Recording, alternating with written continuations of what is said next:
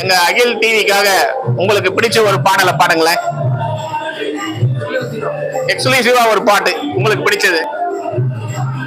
சீதன் காதல் என்று விழி வழி நனைந்தது, காதல் காதல் என்று சிறி வழி புகுந்தது, என்னவா என்னை இசை வந்து தளர்த்தது, இசை வந்து பாதி வழி தனிமில்ல நுழைந்தது, இசை வந்து திசை பார்த்து மனம் குளிர்ந்தே, தனி வந்த திசை பார்த்து கசிந்தேன்.